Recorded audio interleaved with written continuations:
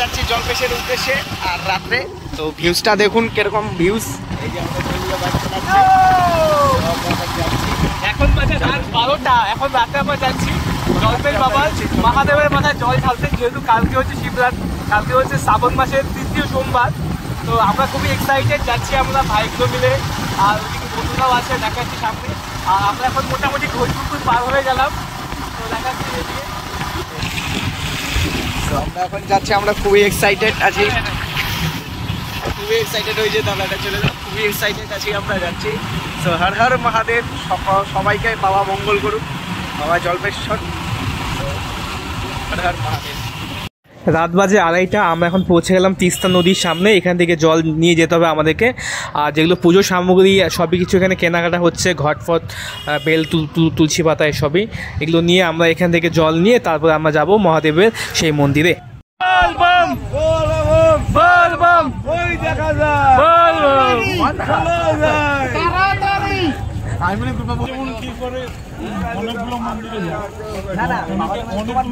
যদি যাও তাহলে বাসুকিনাতে দিতেই হবে, মানে অনেকে দেখি অনেক জল বলো পার্বতী পতে হর হর মহাদেব কি জয়। আর এটা হচ্ছে তিস্তা ঘাটের কমিটি, এখানে কিন্তু তোমাকে টিকিট কেটে জল নিতে হয়, এখান থেকে 30 টাকা টিকিট। তো আমরা এখানে স্নান করে তারপরে পুজো করে তারপরে জল নিয়ে আমরা এখান থেকে বেরোলাম তোমার মন্দিরের উদ্দেশ্যে। মন্দির এখান থেকে জলপেশ মন্দির 17 কিলোমিটার দূরে রয়েছে, কিন্তু যেতে যেতে খুবই ভালো লাগে এখানে। আর অনেক দর্শনার্থী দেখতে, রাত কিন্তু ভালোই হয়েছে, তো অনেক দর্শনার্থী ভিড় পড়েছে। কখন রাত থেকে সকাল গড়িয়ে এলো, কখন ভোর হয়ে গেল কিছু বুঝতেই পারলাম না। এত ভিড়ের মাঝেও, এত কষ্টের মাঝেও তাও কিন্তু কোনো রকম কষ্ট হচ্ছে না, যেহেতু সব কিছুর ঊর্ধ্বে রয়েছে সেই বাবা ভোলেনাথ। মন্দিরের ভেতরে ভগবানের দর্শনের জন্য আমরা লাইন লেগে পড়লাম, আমরা এখন মন্দিরের সামনেই আছি।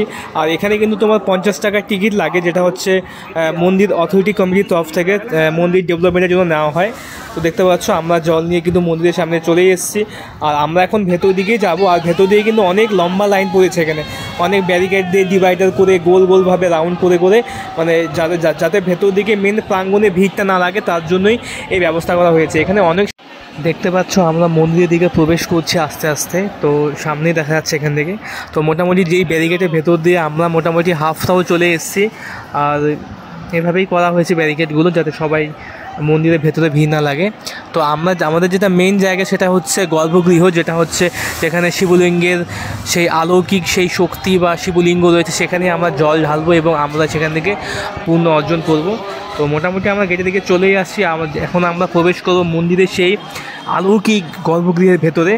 তো দেখতে পাচ্ছ কত দর্শনার্থী, আর এটাই হচ্ছে সেই গর্ভগৃহের একদম পাতালের নিচে যাওয়ার রাস্তার সুড়ঙ্গটি।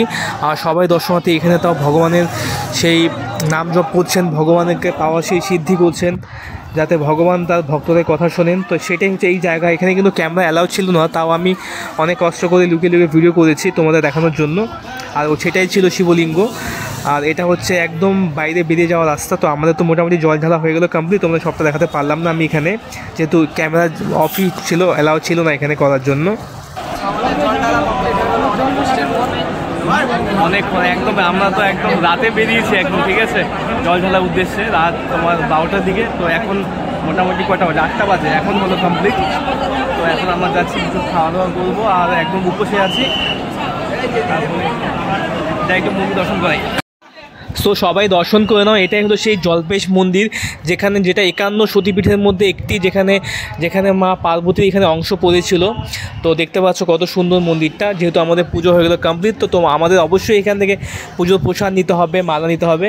তো আশা করি তোমাদের ব্লগটি ভালো লেগেছে, তো অবশ্যই সাবস্ক্রাইব করে দিও এবং পাশে থেকো গাইস।